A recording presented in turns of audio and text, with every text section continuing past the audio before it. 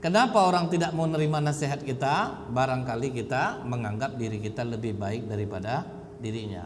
Makanya dia langsung ngomongnya kayak gini nih Bu. Biarkan aku bersama Tuhan aku. Tidak perlu kau ngawasi aku. Urus saja diri kau sendiri dengan amalanmu itu. Apa kata saudaranya yang ahli ibadah ini Bu?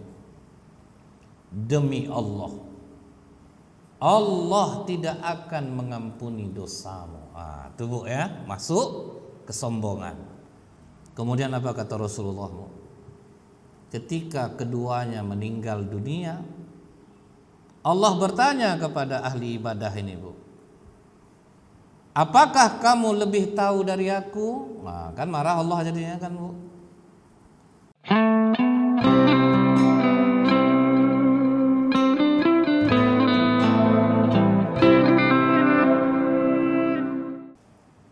A'udzubillahi minasyaitonirrajim. Bismillahirrahmanirrahim. Assalamualaikum warahmatullahi wabarakatuh. Innal hamdalillah nahmaduhu wa nasta'inu wa nastaghfiruh wa na'udzu billahi min syururi anfusina wa min sayyiati a'malina may yahdihillahu fala mudhillalah wa may yudlil fala hadiyalah. Asyhadu an la ilaha illallah wahdahu la syarikalah wa asyhadu anna Muhammadan abduhu wa rasuluh. Allahumma shalli wa sallim wa barik ala hadzal nabiyil karim wa ala alihi wa sahbihi ajmain. Ibu-ibu majelis taklim yang saya muliakan, senantiasa kita bersyukur kepada Allah dengan mengucapkan alhamdulillahirabbil alamin. Kita kembali dipertemukan Allah di majelis ilmu ini. Semoga setiap langkah kaki ibu dibalas Allah dengan pahala yang berlipat ganda. Amin ya rabbal alamin. Bersolawat kita kepada Rasulullah sallallahu alaihi wasallam dengan ucapan Allahumma shalli ala Muhammad wa ala alihi washabbihi wasallim. Semoga dengan banyak bersolawat kita akan mendapatkan syafaat di yaumil akhir kelak. Di dalam sebuah hadis sahih Bu, ini dikeluarkan oleh Imam Abu Daud dan Ahmad.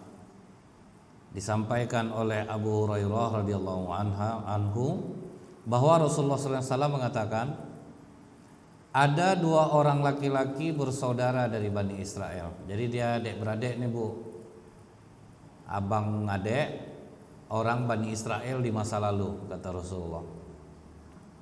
Cuman ada perbedaan di antara dua orang laki-laki yang bersaudara ini Bu. Yang satu orang jahatnya minta ampun, banyak melakukan maksiat, pokoknya apapun maksiat dia kerjakan. Apa contoh maksiat Bu? Main perempuan, berjudi, kemudian mabuk, itu yang paling sering ya Bu ya. Tiga ini dilakukan oleh saudaranya yang satu ini.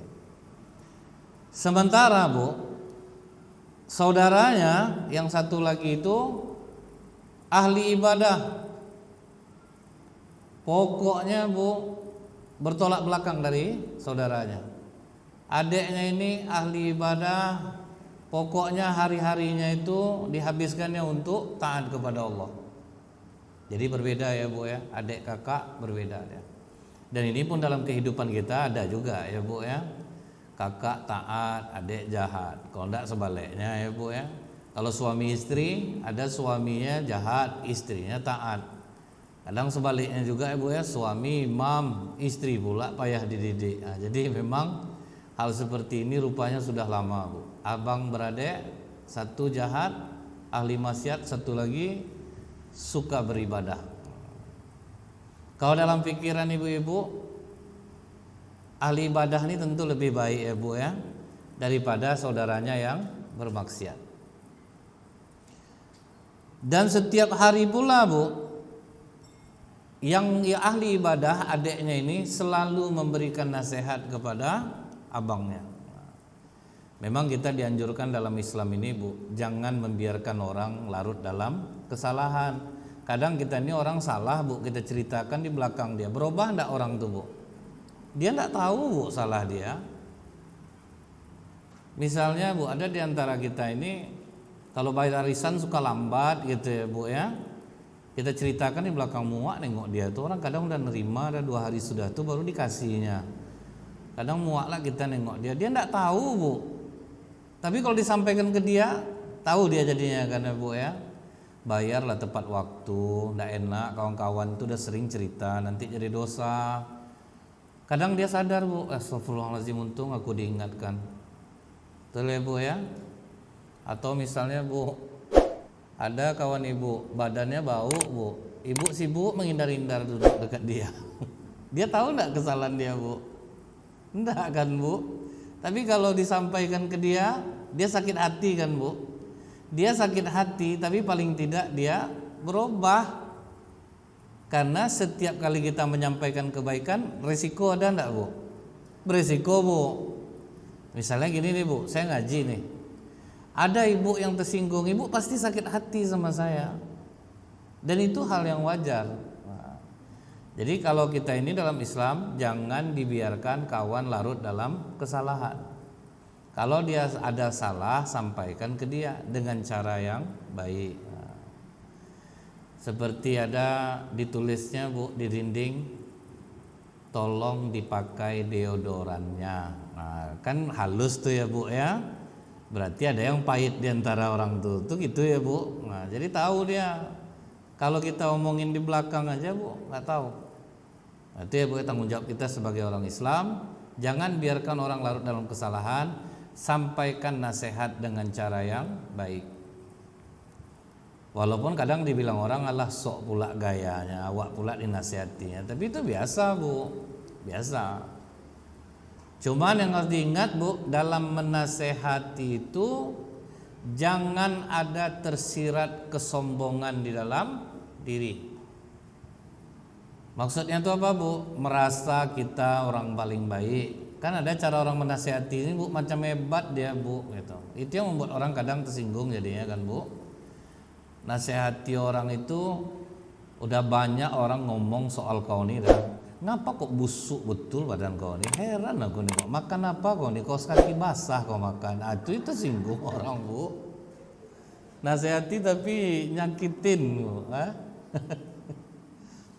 Nah di dalam hadis ini Bu, adiknya yang ahli ibadah ini menasehati abangnya agar jangan melakukan maksiat, tetapi ada kesombongan di dalam dirinya, menganggap bahwa dia ahli surga.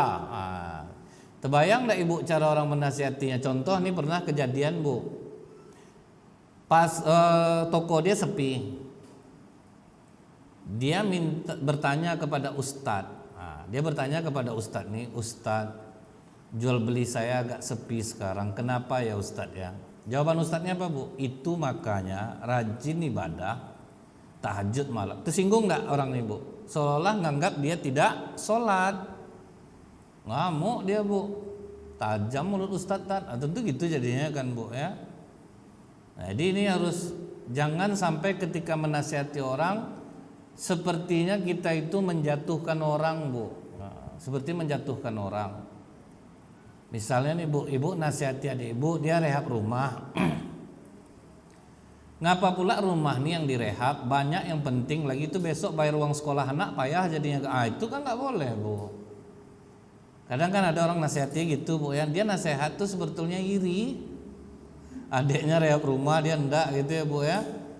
Jadi ini yang dalam hadis ini dia menasehati abangnya tetapi menganggap diri dia masuk surga. Dialah yang bersih, dialah yang baik. Ada enggak Ibu menemukan orang yang seperti ini? Banyak. Macam surga itu macam dia punya kuncinya Bu. Macam dia punya kunci surga itu. Kemudian Bu, pada suatu hari adiknya yang ahli ibadah ini memergoki saudaranya melakukan maksiat. Nampak di depan matanya Bu, saudaranya ini melakukan maksiat, tetapi apa maksiatnya tidak disebutkan dalam hadis ini. Kemudian apa kata yang ahli ibadah ini? Berhentilah abang dari berbuat maksiat nih Bang. Berhentilah abang dari berbuat dosa nih. Kemudian apa kata abangnya nih Bu? Biarkan aja laku bersama Allah. Kau tuh kan diutus bukan untuk mengawasi aku, ngapa kau sibuk urusan aku? Urus sajalah diri kau sendiri, biarkan aku bersama Tuhan aku. Kata yang ahli maksiat ini. Di sini terlihat Bu, seolah-olah orang yang bermaksiat ini tidak menerima dinasehati. Karena mungkin, karena mungkin cara dia ngomong ini kan kita tidak tahu nih Bu. Berhentilah kau dari berbuat dosa. Mungkin nampak dari cara ngomongnya itu dia sombong.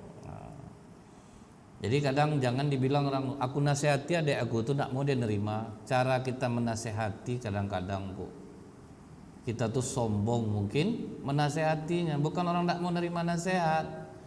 Sama begini Bu, suami ibu salah beruduk, ibu tidak boleh langsung menasehati dia. Yang ibu nasihati siapa Bu? Anak. Adek kalau beruduk pas sedang makan ibu kan ada suami itu Bu. Kalau beruduk tuh nak, cuci tangan kita dulu. Setelah itu kumur-kumur. Kan suami dengar tuh Bu. Salah aku tadi berarti itu. Aku langsung cuci kaki baru habis itu muka. Dia kan kadang-kadang kan ada penting dia tengok basah semuanya mau nanya malu Bu kan. Pas nampak ibu salah dia beruduk, ibu enggak boleh nasihati dia langsung karena ada kata menurun, ada kata mendaki. Jadi kalau suami salah tuh Bu seperti orang kentut nasihatinya Bu, ditembak dinding kena hidung. Jadi dia enggak terasa dia. Kadang orang menasihati itu nampak pongahnya, nampak sombong dia. Ada orang cerita ke ibu, Kak, saya udah 2 hari ini sakit.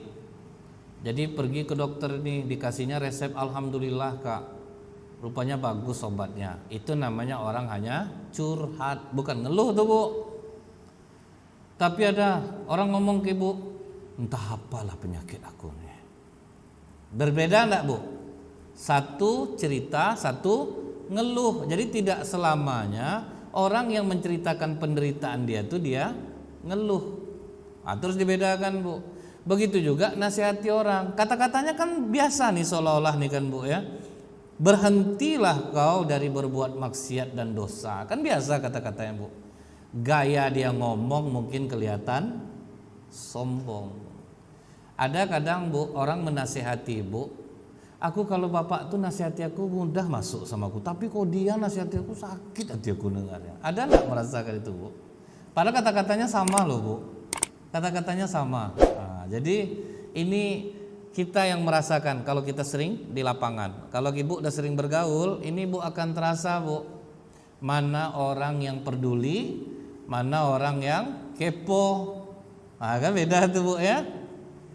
Contoh nih Bu, ibu ada masalah. Kalau orang yang peduli, mudah-mudahan aja ya Kak ya, keluarlah kakak dari masalah kakak sama suami kakak nih. Dia tidak ingin tahu apa masalah ibu. Itu namanya orang peduli. Tapi kalau orang kepo, ceritalah apa masalahnya dia. Masa enggak percaya sama aku? Itu kepo namanya tuh Bu ya. Jadi cara orang bicara itu menentukan dia ini sombong, menyombongkan diri atau tidak. Ada orang yang ibu tanya, Kak berapa jilbab kakak nih Kak? Hampir 800 lah. Tapi dia tidak sombong Bu. Ada terasa enggak itu Bu? Tapi ada orang ibu tanya, berapa jilbab nih Kak? Pingsan nanti dengan harganya. Kata-katanya halus Bu, tapi sombong. Itu Bu. Jadi dalam memahami sesuatu ini Bu, kita harus tahu nih, kenapa orang tidak mau menerima nasihat kita? Barangkali kita menganggap diri kita lebih baik daripada dirinya. Makanya dia langsung ngomongnya kayak gini nih Bu, biarkan aku bersama Tuhan aku, tidak perlu kau ngawasi aku, urus saja diri kau sendiri dengan amalanmu itu. Apa kata saudaranya yang ahli ibadah ini Bu? Demi Allah, Allah tidak akan mengampuni dosamu. Itu Bu ya, masuk kesombongan. Seolah-olah meyakinkan bahwa Allah tidak akan mengampuni dosa orang yang bermaksiat ini. Allah tidak akan memasukkanmu ke dalam surga. Ingat Bu, ini pelajaran bagi kita. Jangan mudah memvonis orang. Ibu nampak orang jahat, Seharusnya kan ibu kasihan nengok dia. Seharusnya kan kita mendoakan dia bu, supaya dia menjadi orang baik. Ini kadang bu sumpah serapah yang keluar, tengoklah mati besok tuh menggelinjang-gelinjang tuh, tengoklah manjat-manjat dinding, besok tuh payah nyawa keluar dari tubuhnya. Nah kita kadang mudah memvonis orang. Nih lihat bu, yang ahli ibadah, wah yang taat ibadah nih lo ngomong, tidak akan diampuni dosa kau. Kau masuk neraka, kau tidak akan masuk surga. Kemudian apa kata Rasulullah? Ketika keduanya meninggal dunia, Allah bertanya kepada ahli ibadah ini bu, apakah kamu lebih tahu dari aku? Nah, kan marah Allah jadinya kan bu. Apakah kamu mampu melakukan apa yang ada dalam kekuasaanku? Maksudnya apa bu? Kok bisa pula kau mendahului aku, ngomong aku tidak mengampuni dosa orang? Udah tahu kau, udah punya kau kekuasaan aku sehingga kau berani mengatakan saudaramu ini tidak aku ampuni. Sudah berani kau mengatakan saudaramu ini tidak masuk surga. Banyak ndak orang yang seperti ini sekarang bu? Ya kan bu ya, menganggap orang yang jahat itu akan masuk neraka, dia masuk surga. Ini akhlak ini bu. Jangan sampai mudah mengatakan orang tidak akan diampuni dosanya. Itu urusan Allah. Mungkin ibu ingat ada seorang pemuda yang suka mencuri kain kafan. Setiap orang meninggal bu, pulang keluarganya digalinya kuburnya. Apa aja barang di dalam itu diambilnya. Kali ini ternyata yang meninggal itu seorang gadis muda yang cantik. Begitu dikubur, keluarga udah pulang, pemuda ini digalinya kubur itu bu. Tengok harta ndak ada. Udahlah daripada ndak ada yang dibawa, aku ambil aja lah kain kafan nih. Begitu dia tarik kain kafan perempuan tuh, terkejut dia nengok tubuhnya bu. Timbullah nafsu syahwat. Diperkosanya lah mayat tuh bu. Besar ndak dosanya bu? Besar lah bu. Sehabis dia menzinai mayat itu, bangkit takutnya bu, menyesal dia, menangis dia bertemu Rasulullah. Ya Rasulullah, aku telah melakukan dosa yang sangat besar. Kata Rasulullah, coba engkau dengan tenang ceritakan, dosa apa yang kau lakukan? Lebih tinggi daripada langit ya Rasulullah, lebih dalam daripada bumi. Ya coba kau terangkan, dosa apa yang kau lakukan? Aku telah menzinai mayat ya Rasulullah. Apa kata Rasulullah? Enyah kau dari mukaku. Tidak mungkin Allah mengampuni dosamu. Menangis pemuda ini bu, tidak tentu arah lagi mau kemana. Turun malaikat Jibril mengatakan kepada Rasulullah, ya Rasulullah, Allah uluk salam kepadamu. Iya Jibril, ada apa? Allah bertanya kepadamu, engkaukah yang menciptakan manusia atau Allah? Allah Jibril. Engkaukah yang memberi manusia rezeki atau Allah? Allah Jibril. Engkaukah yang mengampuni dosa manusia atau Allah? Allah Jibril. Kenapa kau persulit hamba Allah yang ingin bertobat? Jadi orang jahat bu, sempat dia bertobat betul-betul kepada Allah, Allah akan ampuni dosanya. Mau seberapa besar pun dosanya akan diampuni Allah. Yang Allah benci itu bu, sok-sok suci ini bu, sok bersih, sok ndak ada dosa. Dia yang paling bersih, ndak ada aib. Orang aja yang ada aib. Lihat bu, Rasulullah aja ditegur oleh Allah. Jadi kalau orang betul-betul minta ampun kepada Allah, seberapa besar pun dosanya akan diampuni oleh Allah. Daripada kita rajin ibadah merasa tidak berdosa, benci Allah bu. Kita udah merasa banyak ibadah, alhamdulillah lah, insya Allah udah aman kita nih, masuk surga kita nih. Belum tentu lagi bu.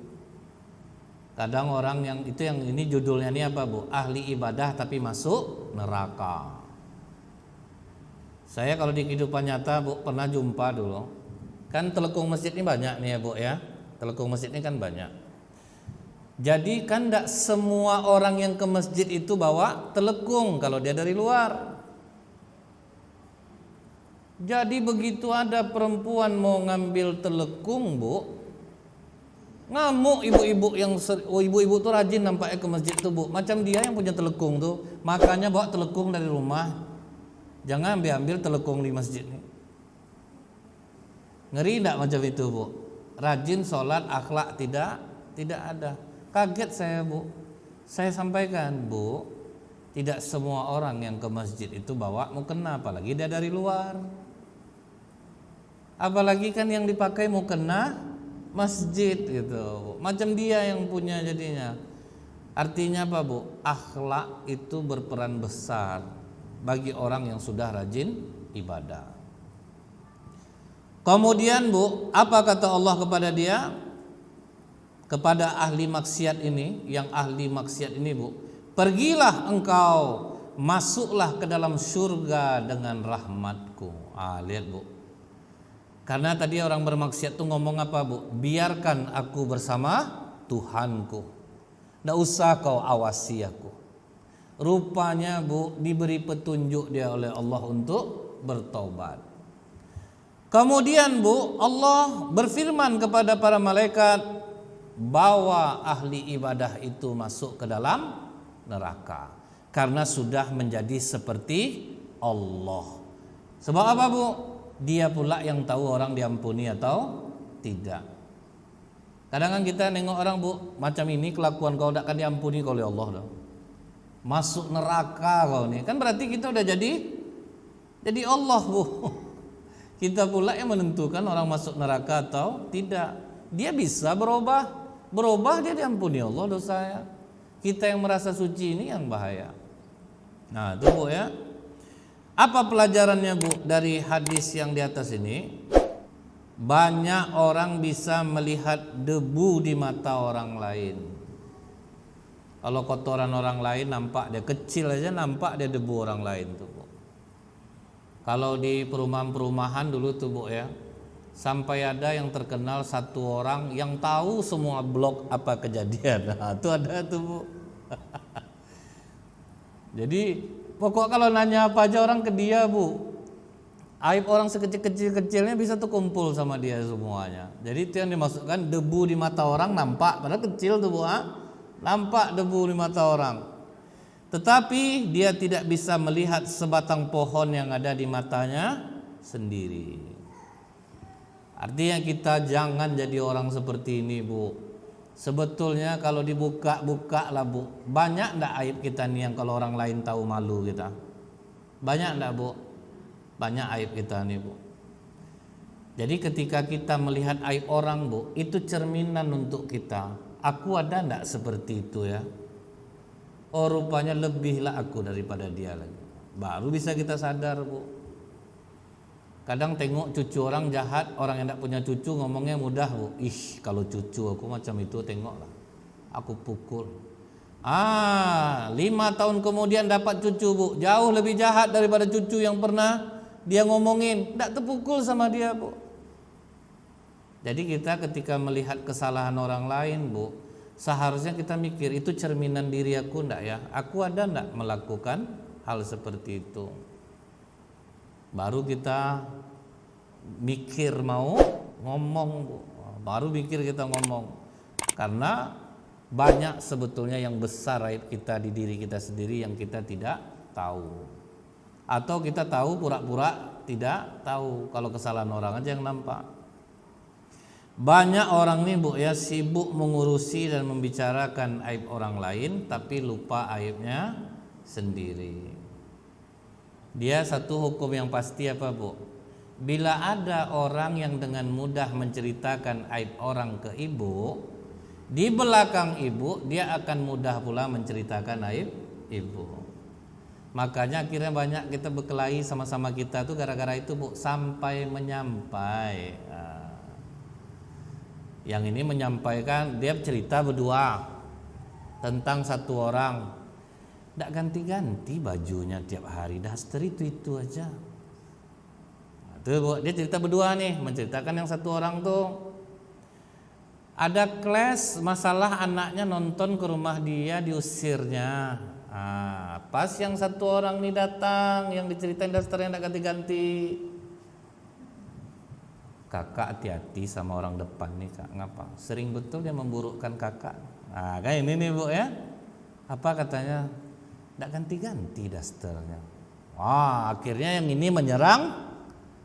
Yang ini kurang ngajar mulut kau ya. Daster aku nggak ganti-ganti.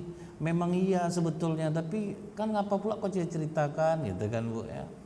Siapa yang ngomong? Dia kakak depan ngomong. Kurang ngajar kau ikut juga. Perang bu.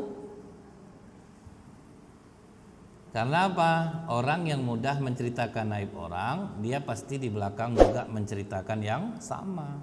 Ibu pun diceritakannya. Walaupun kadang pakai kata-kata ini bu. Ini sebetulnya kita tidak boleh begunjing orang ya, tapi entahlah. Ya kan inilah bu ya. Pelajaran yang kedua bu dari hadis ini, seorang masuk surga itu bukan karena amal atau ibadahnya. Itu satu bu. Orang masuk surga bukan karena amal ibadahnya, bukan karena ilmunya, bukan karena kekayaannya, bukan pula karena keturunannya. Seorang masuk surga itu semata-mata karena rahmat kasih sayang Allah.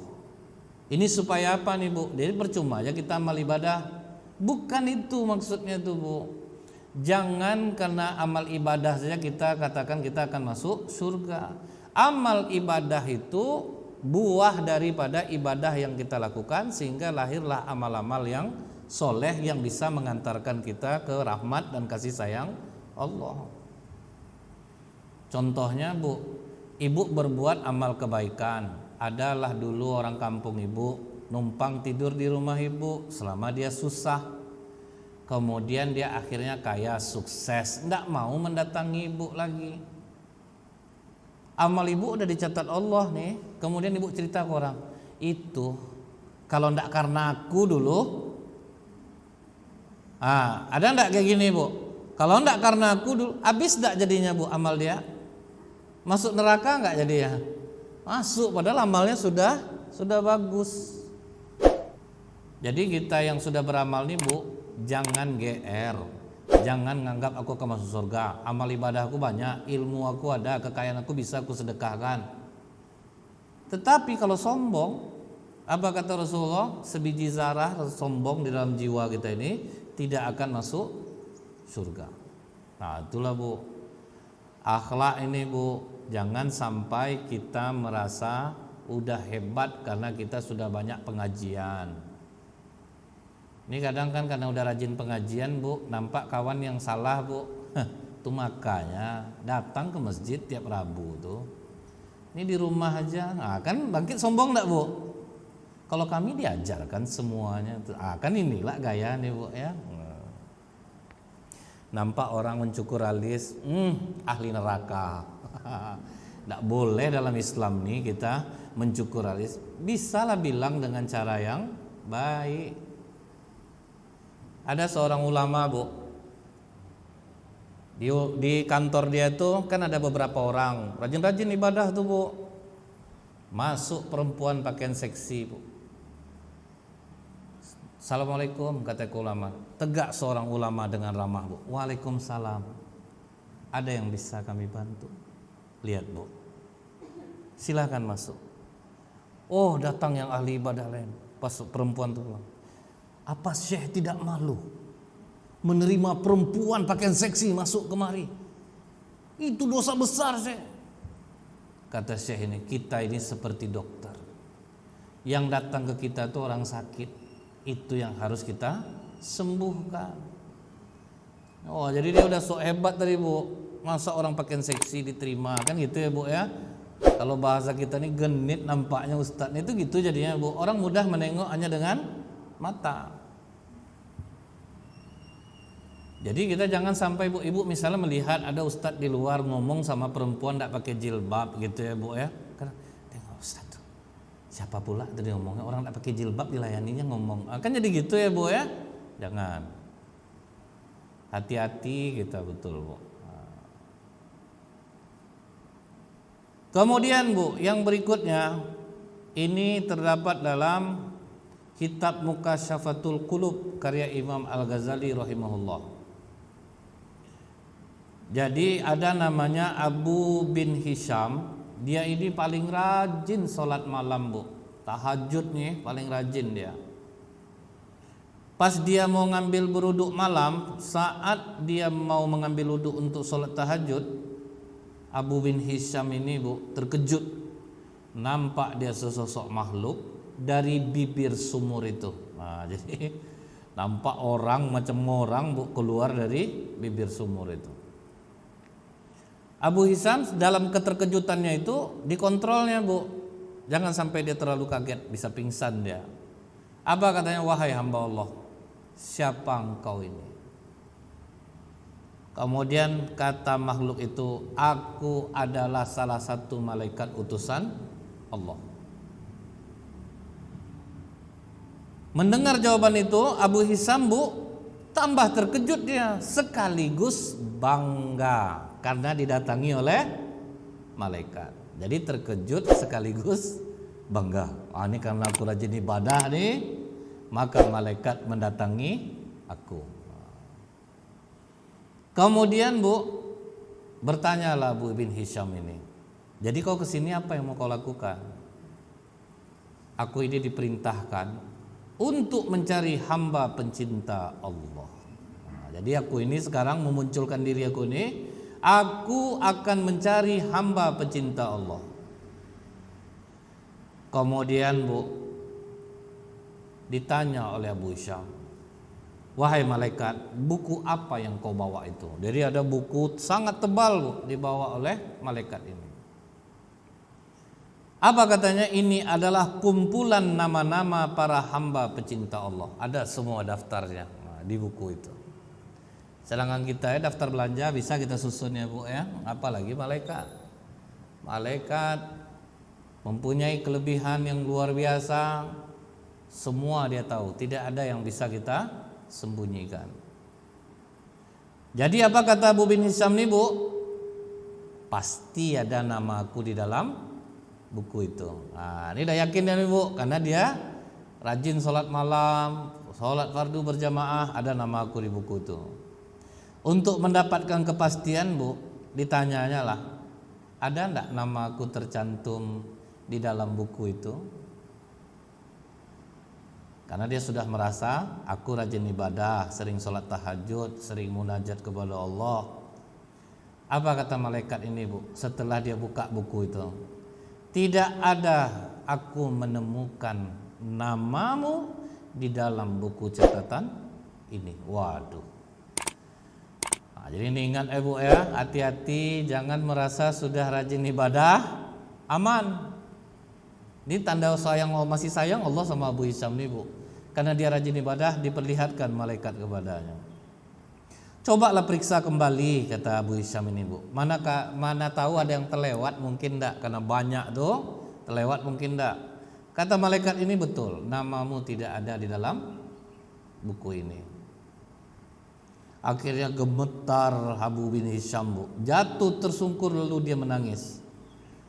Betapa ruginya aku, kata Abu bin Hisham ini. Aku yang selalu tegak berdiri di setiap malam dalam tahajud bermunajat kepada Allah, tetapi ternyata namaku tidak masuk dalam golongan para hamba pecinta Allah. Kemudian apa kata malaikat ini bu? Wahai Abu bin Hisham, bukan aku tidak tahu kau bangun malam bu, kami menyaksikan semua. Para malaikat ini tahu kau sering sholat berjamaah ke masjid. Para malaikat tahu sering kau tahajud malam, tidak pernah meninggalkannya tanpa kecuali kau ada uzur. Kami tahu kau berwudu, kami tahu kau tidur, kami tahu kau mandi dalam keadaan sangat dingin untuk beribadah kau tetap mandi. Sementara orang banyak terbuai tidur di malam hari itu. Tapi tanganku dilarang Allah untuk menulis namamu. Kami tahu, tapi Allah melarang kami menulis namamu. Akhirnya Abu bin Hisham ini penasaran bu. Kemudian dia bertanya, mengapa Allah melarang kalian menulis namaku di dalam daftar hamba-hamba pecinta Allah itu? Apa gerangan yang menjadi penyebabnya? Nah ini juga pelajaran bagi kita semua nih Bu. Apa kata malaikat ini? Engkau memang bermunajat kepada Allah, tapi engkau pamerkan dengan rasa bangga hal tersebut kemana-mana. Tuh ya. Sedang ngaji, tolong videokan mama nak. Nanti kalau kurang bagus ulang balik enak ya. Tuh, ngajilah dia Bu ya. Kul huwallah. Nah, dia ketiga kul saja senjata ya Bu. Terus tahajud gitu ya Bu ya. Bang bangun bentar bang, abang pegangkan kamera ini sebentar aja ya. Dipeganglah sama suaminya, dia sedang tahajud tuh langsung diupload gitu ya Bu ya. Jangan lewatkan tengah malam kalian dengan tidur. Kan tahu orang dia terajin tahajud kakak nih rupanya. Ada pernah seperti ini terasa Bu? Jujur Bu, ada Bu. Jangankan ibu lagi, kami aja kadang-kadang pun kena juga. Sedekah, ayo Bu ya, kalau sedekah tuh, kalau 2.000 betutup tangan tuh Bu, bukan ikhlas, malu. Tapi kalau 100.000, tolong kotak. Karena nampak Bu 100.000, cara megangnya aja beda Bu. Kalau ikut kurban, itu ditengok nama tuh dalam kelompok tuh Bu. Yang kelompok satu atas tuh nama abang tuh, kan inilah ya Bu ya. Supaya orang tahu suaminya ikut kurban. Nah, bulan puasa sering acara hati ke hati, itu ditunggu betul acara tuh Bu. Begini kan, 500 ibu hajah ini, kan itu. Kalau cobalah nak pakai umumkan Bu, nak segitu tuh kumpul. Dia kadang Bu yang nampak tuh baik gitu ya Bu ya. Tetapi itu Bu, menormalkan hati kita untuk tidak bangga terhadap amalan itu yang sulit Bu. Kita kadang Bu ya, beribadah tuh ciri orang tidak ikhlas tuh itulah Bu, selalu menceritakan amalan dia. Tetapi ada gini Bu, ada orang yang menceritakan amalannya tidak maksudnya sombong, supaya orang semangat menirunya. Itu ada Bu. Makanya beda antara ikhlas dan ria itu sudah setipis kulit bawang. Jadi kita dan Allah yang tahu Bu. Aku menceritakan ini karena bangga atau gimana. Jadi kalau ibu misalnya gini lah, ibu rajin sedekah, terus ibu dapat keajaibannya Bu. Dapat ibu keajaiban dari sedekah yang ibu lakukan itu, sedekah 1 diganti Allah 10, banyak kemudahan. Nah kalau ibu mau menceritakan ke orang, jangan ceritakan itu ibu. Ada kawan saya, jadi ibu tidak terasa Bu. Tapi kalau ibu bilang, ini pengalaman aku nih ya, makanya rajinlah kau sedekah, aku udah merasakan. Itu ada kesan sombong Bu, ada kesan sombong jadinya. Jadi harus pandai-pandai betul Bu. Kalau enggak, nih contohnya nih, memang kau bermunajat kepada Allah, tapi engkau pamerkan dengan rasa bangga. Kemudian kau ceritakan kemana-mana dan asyik beribadah, memikirkan diri sendiri. Nah itu orang banyak kena Bu. Rajin ibadah, sibuk, tetapi dia hanya memperdulikan dirinya sendiri. Sedangkan main HP aja nak mempedulikan anak udah salah Bu ya. Ternyata asik beribadah tidak memperdulikan orang lain juga salah. Abu Darda, sahabat Rasulullah, ditengok Rasulullah istrinya tidak dandan lagi Bu. Akhirnya bertanya Rasulullah dari Aisyah, suaminya di rumah atau enggak? Iya. Itu ngapa berserak macam itu? Gitulah kalau bahasa kita Ibu, kok enggak dandan? Kata dia, Abu Darda tidak membutuhkan tempat tidur lagi. Kaget Rasulullah Bu, ini kan bahasa kiasan. Maksudnya itu dia udah jarang dipegang oleh suaminya, jadi tidak perlu dandan. Ternyata apa Bu? Kata dia, suami aku itu sibuk beribadah sehingga tidak memperdulikan aku lagi. Kan marah Rasulullah Bu. Jadi sedangkan beribadah aja terlalu asik, tidak boleh dalam Islam nih Bu. Datanglah Salman Al-Farisi ke rumah Abu Darda bertamu. Abu Darda tuh tidak tidur sama istrinya lagi, Bu, karena dia takut mengganggu ibadahnya. Kan udah parah nih, Bu. Begitu dia mau sholat malam diganggu sama Salman. Nantilah tengah malam baru nih, sepertiga malam terakhirnya nanti bangun. Kok ganggu aku beribadah. Nanti aja tidur dulu sama-sama kita nanti. Akhirnya udah sepertiga malam terakhir baru bangun sholat. Agak tersinggung Abu Darda nih, ini mengganggu nampaknya nih. Pas dia mau sahur, aku ada di rumah nih, masa puasa kau besok, makanlah kita. Mengganggu kau nih Salman, kau mengganggu ibadah aku. Kemudian Bu, dia mau memperbanyak sholat sunat deh, aku tamu di rumah nih, kau sibuk sholat, acuhkanlah aku. Akhirnya Abu Darda melapor kepada Rasulullah, Salman telah mengganggu aku ya Rasulullah. Aku mau sholat malam ditundanya, aku mau sahur ditahannya, aku mau melakukan ibadah katanya muliakanlah tamu. Maka kata Rasulullah, Salman benar, kau yang salah. Dirimu punya hak. Memperhatikan diri sendiri ini hak tubuh kita. Dulu ada perempuan sholat saking capeknya dia, Bu, digantungnya tiang di tengah supaya dia bisa nyandar. Apa kata Rasulullah? Siapa yang punya tiang ini? Zainab. Ya Rasulullah, buka. Allah tidak memaksakan untuk kalian beribadah. Jadi paksa tidak boleh pula, Bu. Dirimu punya hak, kata Rasulullah kepada Abu Darda. Perhatikan juga badan kita nih. Jangan sibuk sholat malam tidak tidur-tidur. Kan ada orang kalau udah asik dia, Bu, seperti itu. Kemudian istrimu pun punya hak, harus kau acuhkan, dan tamumu pun punya hak. Jadi rupanya orang sibuk beribadah tidak peduli lingkungan itu juga tidak bagus, Bu. Dia memikirkan kesolehan dirinya sendiri. Kemudian apa kata malaikat ini? Di kanan kirimu ada orang sakit, ada orang lapar, tidak mau kau jenguk, tidak mau kau kasih makan orang yang lapar. Itulah sayangnya, Bu, ya, orang soleh untuk dirinya pribadi, kalau tidak bermanfaat untuk orang ternyata tidak tercatat di catatan malaikat sebagai hamba pecinta Allah. Kadang, Bu, orang rajin sholat jenguk orang sakit tidak mau, Bu. Di dalam diskusi Allah marah, Bu, kepada orang yang soleh seperti ini.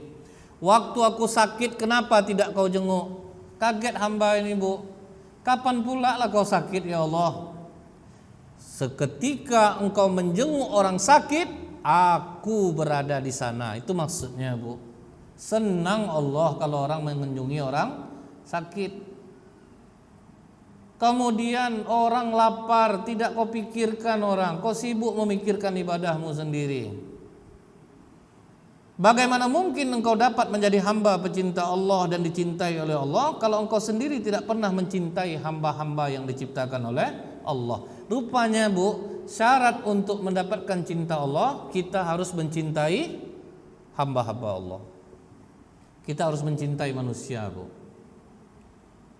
Jadi jangan dikira, Bu, ya, amal ibadah sholat kita tuh bisa menjamin kita masuk surga. Buahnya itu apa, Bu? Ibu mencintai tetangga, mencintai kawan-kawan. Seharusnya itu yang ada kalau orang sudah rajin ibadah. Maka Abu bin Hisam pun kaget, Bu. Dia sadar ibadah ternyata bukan semata urusan antara makhluk dan Allah, tetapi juga urusan manusia dengan alam ini. Jadi ibadah itu bukan hanya sholat, ngaji, zikir, bukan itu. Ibu berbuat baik, nampak kucing lapar, ibu kasih makan. Jangan dilempar, Bu, jangan disiram pakai air panas. Saya kalau nengok kucing bulunya rontok-rontok, ini pasti disiram pakai air panas ya. Atau kucing, Bu, udah lama dia kita kasih makan tapi takut nampak kita lari, berarti dia pernah trauma, Bu. Dia kan turun-temurun ceritanya nanti itu, Bu. Jadi induknya takut sama manusia, nanti anaknya juga takut sama manusia karena dia pernah dizolimi. Jadi itu, Bu, ya, bagaimana kita dengan manusia, bagaimana kita dengan hewan, bagaimana kita dengan lingkungan. Ini kadang buang sampah santai aja di jalan, Bu. Itu dosa enggak, Bu? Dosa lah, Bu. Udah diumumkan, yang boleh masuk di tong sampah itu adalah sampah rumah tangga. Ibu tahu sampah rumah tangga kan, Bu? Ini kadang semprong lampu masuk sana, Bu. Banyak petugas kebersihan tuh luka-luka tangannya, Bu. Kita enggak sadar, ternyata kita sudah melakukan dosa. Sampah rumah tangga tuh, Bu, ya sampah rumah tangga. Bekas sayur, bekas kulit bawang, bekas kulit udang, itu sampah rumah tangga. Ini kalau udah semprong lampu, kayu, dia merehab rumahnya, Bu, membersihkan rumahnya, kayu taruh di tong sampah tuh. Nggak diangkat sama tukang sampah tuh, ngapa nggak diangkat sampah ibu, ini udah berhari-hari. Ibu nggak boleh gitu, itu sampah rumah tangga. Kayu-kayu itu bukan urusan mereka. Kalaupun ibu minta tolong angkatkan kayu-kayu ini, kasih lebih duit. Kadang kan kita ini tidak sadar, Bu, ya, dosa-dosa kecil yang kita anggap kecil tapi rupanya terhitung karena mengganggu orang. Memanaskan Honda di gas-gasnya, Bu, terganggu enggak orang, Bu? Terganggu lah, Bu. Memelihara ayam, orang sedang ngepel, Bu, ayam di teras orang tuh, Bu, kan udah dosa tuh, Bu. Nah, jadi itu ya, Bu, ya. Jangan pernah menganggap amal kita ini sudah hebat sehingga kita merasa kita akan masuk surga. Jam berapa kita, Bu, mulainya tadi? 4? Hah? Jam berapa? Jam 4 ya, Bu, ya. Berarti sudah 1 jam. Sampai di sini, Bu, kalau ada pertanyaan silakan. Kalau tidak kita tutup. 5, 4, 3, 2, 1. Paham ya, Bu, ya? Baik, kita tutup dengan doa. Na'udzubillahi samil alim minasyaitonir rajim. Bismillahirrahmanirrahim. Alhamdulillahi hamdan yuafi ni'amahu wa yukafi'u mazidah. Ya Rabbana lakal hamdu kama yanbaghi li jalali wajhikal karim wa azimi sultanik. Allahumma salli ala Sayyidina Muhammadin salatan tunjina biha min jami'il ahwali wal afat wa taqilana biha jami'al hajat wa tudahhiruna biha min jami'is sayiat wa tarfa'una biha indaka 'ala darajat wa tuballighuna biha usul ghayat min jami'il khairat fil hayati wa ba'dal mamat. Innaka sami'un qaribun mujibud da'wat wa yaqdiyal hajat ya mujibas sa'ilin ya rabbal alamin. Allahumma ighfir lana dhunubana wa liwalidayna وارحمهما كما ربيانا صغيرا. اللهم اغفر للمسلمين والمسلمات والمؤمنين والمؤمنات الأحياء منهم والأموات إنك على كل شيء قدير. ربنا ظلمنا أنفسنا وإن لم تغفر لنا وترحمنا لنكونن من الخاسرين. اللهم انقلنا من الشقاوة إلى السعادة ومن النار إلى الجنة ومن العذاب إلى الرحمة ومن الذنوب إلى المغفرة ومن الإساءة إلى الإحسان ومن الخوف إلى الأمان ومن الفقر إلى الغنى ومن الذل إلى العز ومن الإحانة إلى الكرامة. ربنا آتنا في الدنيا حسنة وفي الآخرة حسنة وقنا عذاب النار. وصلى الله على سيدنا محمد والحمد لله رب العالمين. Assalamualaikum warahmatullahi wabarakatuh.